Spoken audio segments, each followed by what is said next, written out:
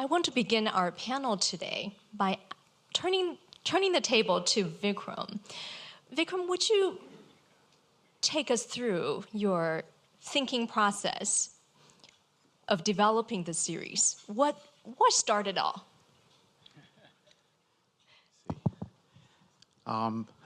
It was an art and discovery channel.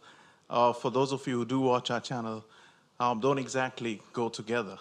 You'll find lots of explosions and stories on survival and mythbusters, lots of science. So this was an interesting opportunity which came to us via the access we got to Hsu-Bing as well as the other three artists. And that got us sort of wondering, it was too good an opportunity to miss, to have access to such wonderful artists, the Picassos of our times. And that really triggered a thought of how could we approach it for Discovery Channel. Because as we tried to, I had to be honest, personally, I'd never even heard of the four artists up until a year ago, because I was sort of removed from the broader Chinese art world, having sort of, grown up in India.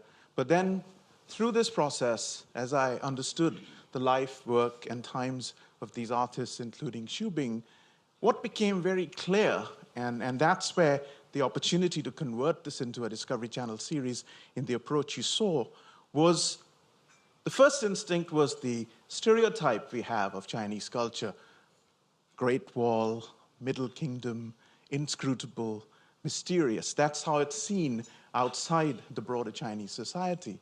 And then when we looked at the work of Hsu-Bing and the other artists, it was exactly the opposite. This Chinese sensibility and consciousness, which Agnes referred to, just leapt out. I mean, it was, wow, I get it. As an Indian, as someone who hadn't really encountered Chinese art, for the first time, one could make sense of the finer points of this really ancient sensibility. And then you realize that there was a common thread which really bound the work of these artists. Hence, it became not a biography, not a series on art, but Chineseness, an attempt to understand how Chinese sensibility is growing beyond the Great Wall, going beyond the blocking of Middle Kingdom as we've seen China or Chineseness represented. And that became the source point through which we started filtering each of these series. And of course, as you put it earlier, I mean, if you see Hsu-Bing's work, he makes things so accessible. That was a heavy burden on us and Agnes on how to make these films accessible to the audience, not just people who are already fans of art or Chinese art, but to anyone, our broader audience, anyone between what we call our demographic of 25 to 54 in general. We wanted them to enjoy what is in the mind of Hsu-Bing as well as the other artists. Thank you, Vikram. Xu 老师, piggybacking on what Vikram was saying, I understand that Vikram flew into Beijing to meet with you and with the other artists as he was developing this idea. What was your first impression, this Indian man who is making a television series, who usually makes series about explosives, mythbusters, but now he's making a series on contemporary Chinese art. How did you feel about having your work and your life being told in this particular medium?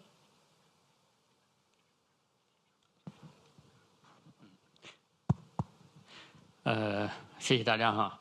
我那个第一次见到 Vikram 啊，是在台湾啊。这个我们第一次见面是吃饭啊。这个但是呢，这个我第一次并没感觉到他是如何智慧或者如何特殊的一个人啊，因为吃饭都是一样的啊。但是呢，这个后来我们正式的进入了探讨这个片子的时候啊。我发现他是一个非常有智慧的人，而且呢，这个是非常有洞见，就是对什么事情呢，他可以一下抓到这个实质上啊。比如说，他对我的作品的分析，他谈到了一些东西，对我自己都是有启发的。比如说，他说，以往的中国文化给我们的呢，都是长城的文化。长城呢是一个带有封闭性的、自保的这样一个与外界拒绝与外界沟通的一种文化啊。但是他说你的作品呢，具有一种民主性，或者一种这种平等性，因为呢，他积极的用一种最亲和的方式与世界的任何的文化进行主动的沟通啊，所以我觉得他真的对事情的认识是很到位的啊。另外呢，他特别智慧的一点就是说，怎么样用这个电视的这种语言来与社会沟通啊，包括这个广告的部分怎么样进入，和广告之前的这一小段应该是以什么样的一个结构等等，这些东西对我都是非常有启发的。Now, Vikram, this is, as you say, a unique series for Discovery, and I have to, everyone I've spoken to about the series truly applaud Discovery for taking on this endeavor, and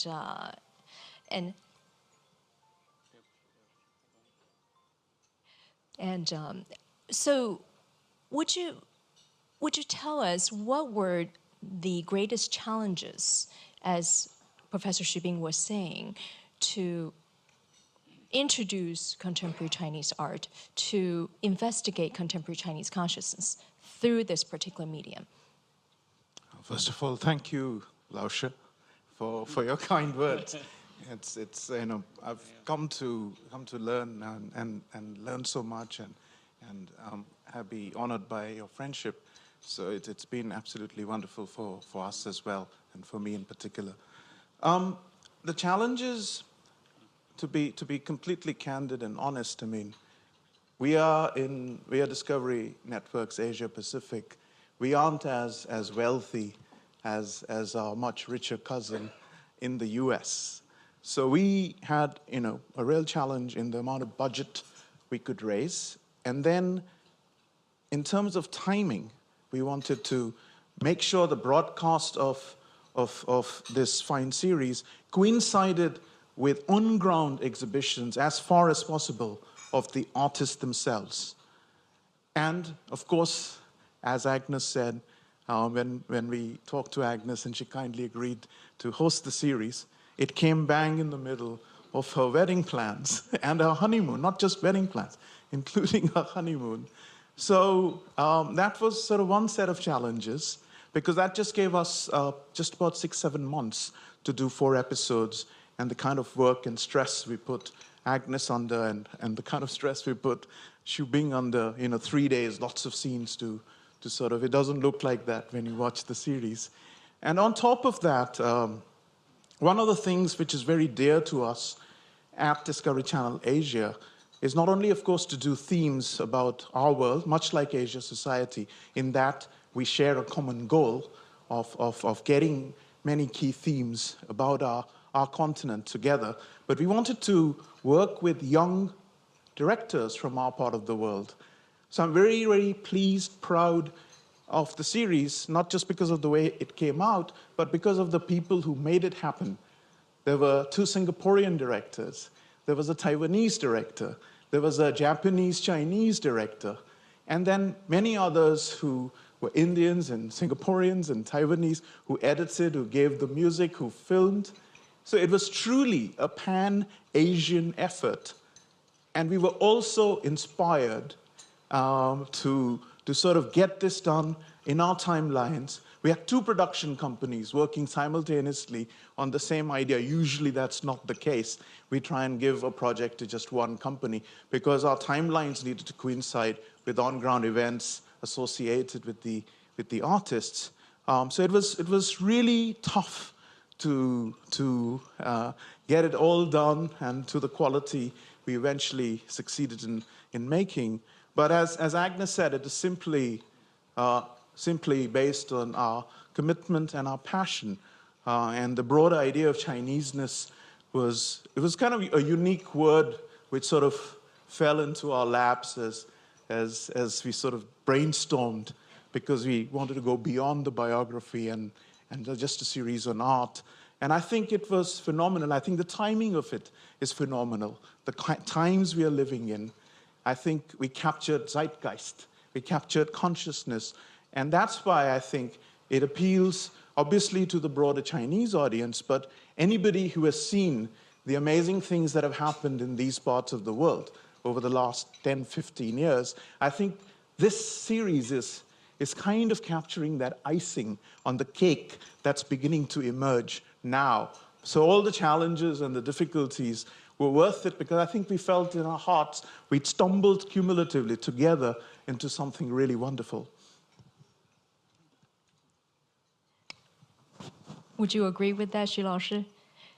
Do you think we've, in our attempt, this is really a first step to introduce Chineseness in this particular medium? Do you think we have told the story as how you would like the story to be told? We wanted to tell the story from your mind and your eyes as an artist living in this time.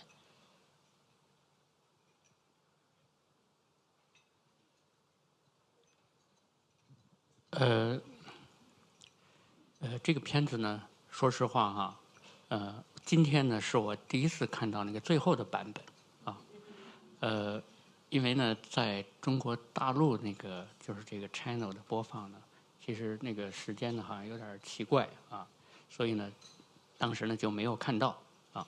这个今天看了这片子，我觉得是非常好的啊。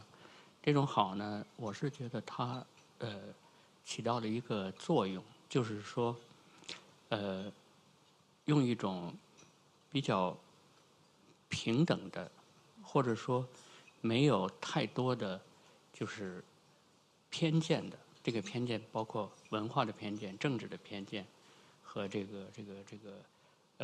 种社会的这种偏见的一个视角来这个表述中国当代艺术的状况。我觉得这个今天呢，就是做这个事情，或者说 Discovery 对我们来说都是什么讲这个海洋啊，讲动物啊，讲什么自然呐，讲这些东西的，对大家特别喜欢看啊。但是呢，这个亚洲的这个 Discovery Channel 呢，最后把这么多的精力和这么多的这个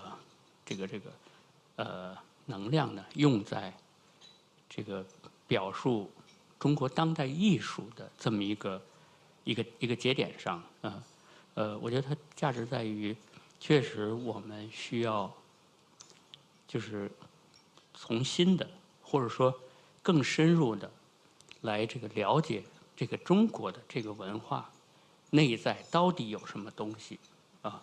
这个不仅包括其他的种族的人，包括中国人自己。对自己文化到底是什么东西，并不是很清楚。我们知道这个文化是很有价值的，但是呢，怎么使用它，或者怎么把它使用好，其实我们是没有经验的，因为我们过去的100-200年呢的精力呢，都用在怎么样学习西方这个事情上了。所以我觉得 Discovery 做这个片子真的是非常非常有价值的。So can I share a funny anecdote from the filming, going back to picking up on both what they've been saying. So we had 3 different young directors, 2 women and 1 young man, Singaporean, for the 4 episodes. And for one of the episodes, it was the first time I had met this director at the airport. So she picks me up and I say, well, hello, Charlene. That's right. I said, hi, Charlene, nice to meet you. And I said, so which host have you been working with? I'm not a professional television professional. So she said, oh, yeah, I've worked with many hosts before, just not a human being. I've worked with dolphins, lions. But I don't usually work with one that talks back to me. So this was a very interesting endeavor for all of us involved, from the artists to the executive producers, the directors, and the host, and we adapted. And I think what Professor Hsu-Bing has said just now and also in the film was that even though the series is entitled Chineseness, it is not about artists of the same biological ethnic descent. It transcends that. It's much more about humanity. There is this equality in the presentation. The four artists, Xu Laoshi being one of them, and Zhang Huan, and Li Zhen, and Yang Shihong, they cannot be any more different from one another. And we really try to tell the story, not from our perspective. Vikram and I talked over and over again. Right. We probably spent 50 hours That's leading right. up until the first day of filming, and the ideas were constantly changing because we were working to try to tell the story. As in archaeology, we talked about telling the culture, seeing the culture from the eyes of those who live in that culture.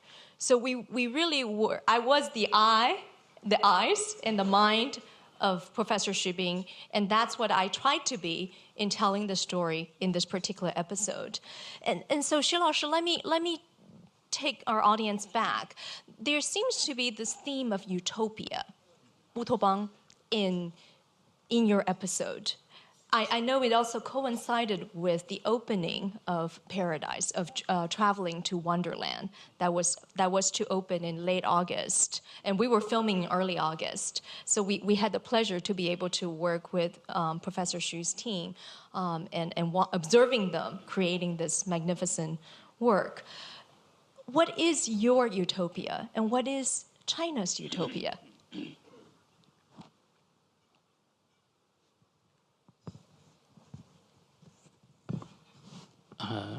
我的乌托邦其实在我的作品里都表现了啊。我其实只是意识到，就是说，人类呢一直在追求理想的生活之地，但是好像这个越追求啊，现在这个理想生活之地离我们越来越远了啊。这个我是觉得，其实这个核心的问题就是说，当代的文明或者说人类文明与自然之间的关系，在今天是到达了前所未有过的最紧张的程度。这个，所以比如说这个北京的空气，我们的呼吸都受到剥夺，是吧？哈，这个在一些地方的这个食品都受到一些就不能保证，是吧？然后在很多的世界上的各大城市的这种生活状态，实际上是一种看上去是一种我们努力达到的，但实际上是一种很低质量的生活了啊。所以呢，我是希望通过这个作品呢，让人们意识到啊，就是我们现在的一个生活的处境。所以这个作品的处理呢，它是围绕这一块湖水。因为我第一次看到这个 V&A 这滩湖水，我觉得这滩湖水非常珍贵。实际上是因为它是由一个欧洲的古代的严谨的建筑所包围的，在这个建筑之外呢，是伦敦的代表这个当代文明的一个城市。所以我就决定在根据这滩湖水做一个作品。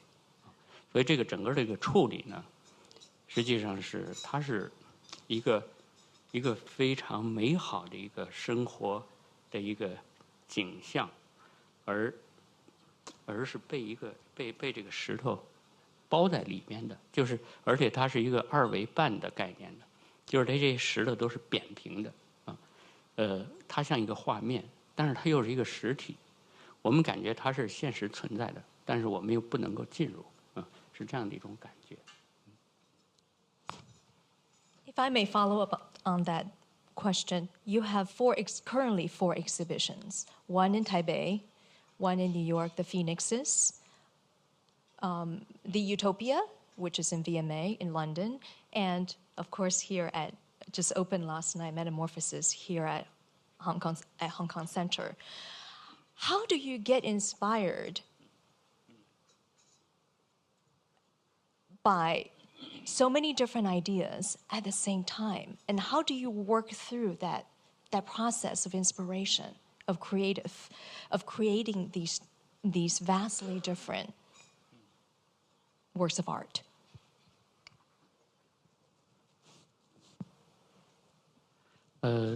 对，确实这一段展览其实有点多啊。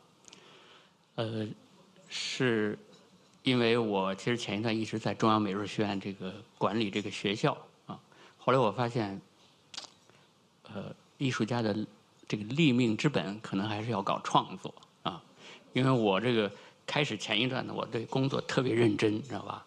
所以呢，就是我就 cancel 了很多的展览啊。然后后来呢，我有一段觉得应该还是要把艺术做得更好，是吧？反正就是比较辛苦了，所以呢，这一下呢，展览一下就变得多起来了啊。那我的创作呢，有些人觉得呢，就是觉得我好像是还是有创造力的艺术家，而且每一件作品呢，都好像是对过去作品的一种新的一种突破啊。其实对我来说呢，这个我觉得一个人呢，你只要对人类的命运关注，对这个时代和社会的问题关注，你呢就会是一个有灵感的人啊。如果你呢就是说对什么东西都很满足，或者说这个就是你就会失去一种感受力啊。所以我的一个态度就是说，你艺术家必须要紧紧地跟随这个时代，这个时代进入了当代，你就是当代艺术家，是吧？然后这个时代它给你抛到国外去了，你就是国际艺术家啊。最后现在我又回到中国啊，我觉得中国呢其实是在今天世界上是最具有试验性的一个国家，因为它需要解决的问题呢，其实是任何的文化都不能够挪用和解决的。而且中国的问题，其实在今天呢，它是牵一发而动全身的，它其实是一个国际的问题。所以呢，这个我呢觉得，在中国生活和工作呢，你就应该成为一个最具有试验性的艺术家，因为中国是最具有试验性的一个国度啊。这是我的一个创作和生活之间关系的一个态度。我觉得呢，它确实帮助了我。获取了很多灵感。另外呢，我觉得有一点是重要的，就是说，中国传统文化的智慧，实际上给我了很多很多的帮助。因为每一个人呢身上都带着他特有的文化的背景，但是呢，有些人被认可，有些人不被认可。为什么呢？是因为就要看你身上携带的这个文化背景和养料，是不是能够为人类文明的建设具有补充和这个滋养的作用啊。我想呢，我们身上所携带的这样的一种文化的基因呢，我觉得是在当今或者下一个阶段人类文明建设中呢，一定会发挥非常充分的作用。Thank you, Xu 老师。Vikram, did you want Yeah, to? I mean, just to take off from where Xu Bing just mentioned, despite the challenges Xu Bing mentioned in China, the living conditions, etc., I think it's fair to say that we are living at a time of a Chinese renaissance, not just in China, in other broader Chinese cultures as well. And for us, Chineseness and this first edition with the 4-part series on art is just a starting point. The way we visualize, and we've talked about it a lot with Xu Bing also and with Agnes, we actually see Chineseness, the next session on films, working perhaps with 4 amazing directors coming from 4 different Chinese societies and cultures. We want to take it to fashion, we want to take it to music, to pop culture, to architecture. I think in taking this series beyond art to other genres, I think we'll be able to get to the root of what's going on in this amazing period, which, whether you're Chinese or not, we are participating. And I think through Discovery Channel, we can try and make the series more accessible. But to take a leaf out of Ronnie's book, we also need to find the right commercial partnership and sponsorships to make it effective. So that's something which we are working on to take this lovely series further. Just wanted to share one anecdote. You asked about how does Hsu-Bing think, how does he manage to do so many things? Just a couple of weeks ago, I was with one of Hsu-Bing's close friends, Laurel, from the Montana Museum. So Hsu-Bing had said, if you're in Taiwan, go and see her. So we were at the retrospective together, and we were watching the Tobacco Project. And in the Tobacco Project, as some of you might be aware, you have this wonderful rug made by Hsu-Bing from cigarettes and cigarette butts.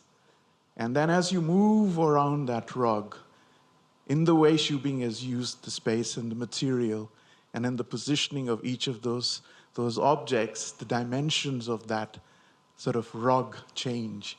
And I told Laurel as we were sort of perambulating, going around the rug, I said, this is a sense of Hsu-Bing's mind. It is so dimensional. Not one, not two, not three. It's like 5 or 6 dimensional. So, I mean, if you walk around that, I mean, what can conceive something like that, that your feeling of space-time as you just go around it changes. And that's what I shared. I said, that is, you're getting a glimpse into Hsu-Bing's mind. Thank you. And I know our audience also want to get into Xu Lao's mind. So we would like to open up for questions from the audience for Xu Lao and for Vikram, please.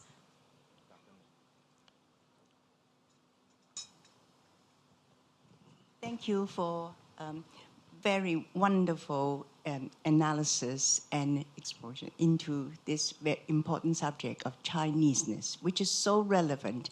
And this is almost the first time that this has been displayed and also dissected. Now, more to that, Vikram, you said that it will continue into fashion, it will continue into other aspects of art. My question really is, to tackle this really enormous and deep subject, is this the visual side is important? Because the first thing you think about really is the literary side, the thought of people. But how would that be presented?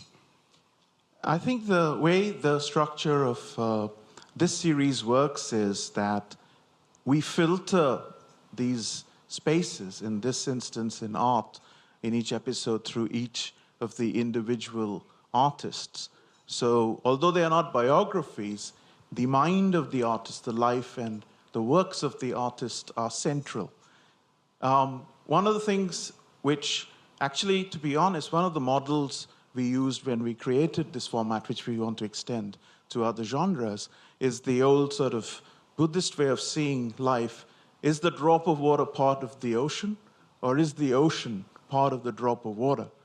I don't think personally I would have gone ahead and conceived this series for Discovery if we didn't have the crutch of the wonderful mind of Hsu-Bing and the other artists. That's what emboldens us as an international channel with not a full understanding of Chinese culture, but the fact that we have access, and we have also Agnes to help us navigate these wonderful minds, then it's possible. Otherwise, I did have nightmares of drowning in a sea of Chineseness because I had nothing to hold on to. But we could hold on to Hsu-Bing, and we could have Agnes to help us navigate it. So within this structure and format, we have the feng shui, the energy or the system by which we can tackle other genres.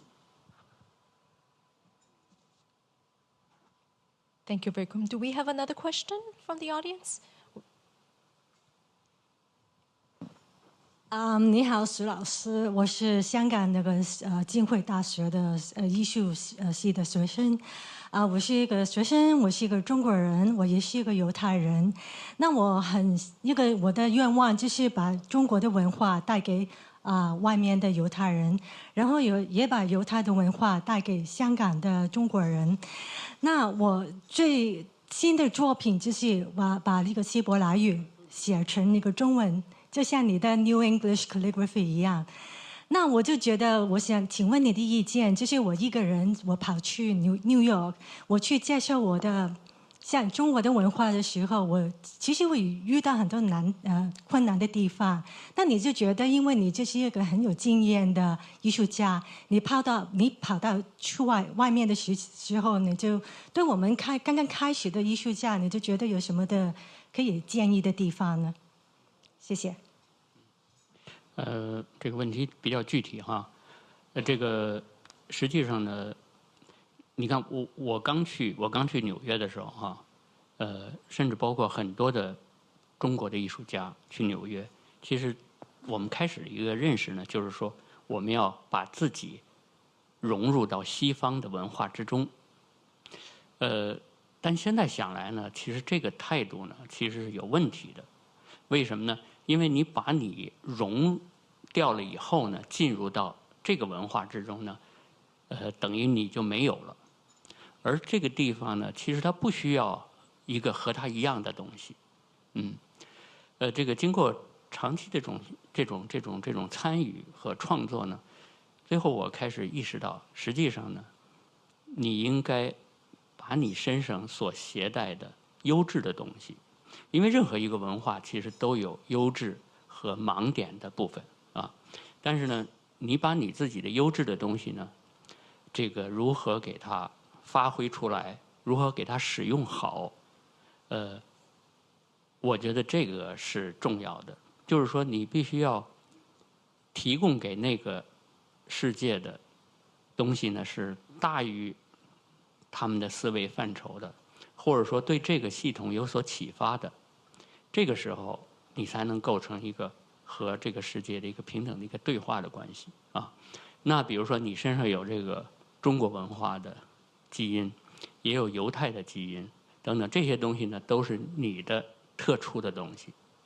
所以呢，你的问题就是说，怎么样把这个东西使用好，而为这个系统，或者说为这个现有的这个当代艺术的文明，提供这里面没有的东西。这个时候，你就会得到一种很平等的一个对话的关系，而会得到注意和被关注。这是我的一个基本的一个经验。I think we have time for one more question. That gentleman over there. Hi, it's a question for veteran. When you picked the 4 Chinese artists, I noticed you picked 2 Chinese from mainland and 2 from Taiwan, but none from Hong Kong and Singapore. But as we have a lot of students here, and maybe can you talk about the universal themes or things that you look for when you pick the artists, so that maybe Hong Kong art students can improve in the future? I think the priority, I mean, it's absolutely fair, and in the first round, it is true that there are 2 Taiwanese and 2 mainland Chinese artists. That's why the quest for Chineseness is only beginning. And in the next edition, I mean, we've talked about this quite often, and we would love to do film and have Liang from China, Wang Jiawei from Hong Kong, Zhang Yimou from China, and maybe Eric Koo, or now Anthony Chen from Singapore.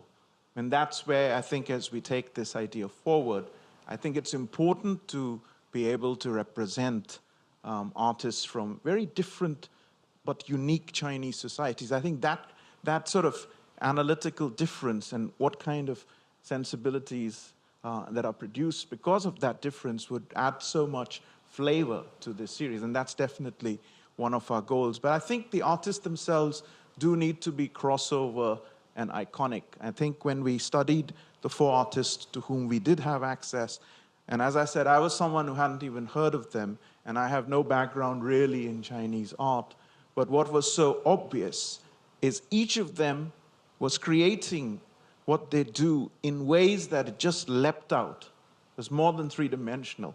And you needn't be Chinese to understand. You could come from anywhere. You could be an alien, and you'd get the juice or the essence or something so distilled that it was inspiring in a way that so many movies in the past or so many experiences around the idea of Chineseness may not have sort of done the trick.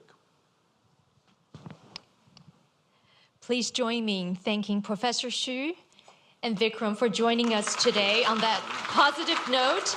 And we thank Asia Society Hong Kong Center for hosting us this afternoon. And we invite all of you back to see the series. I understand it will be played throughout the next week and during Art Basel. We hope you will enjoy Chineseness. Thank you. Thank you, Agnes, and thank you, Asia Society. Thank you very much.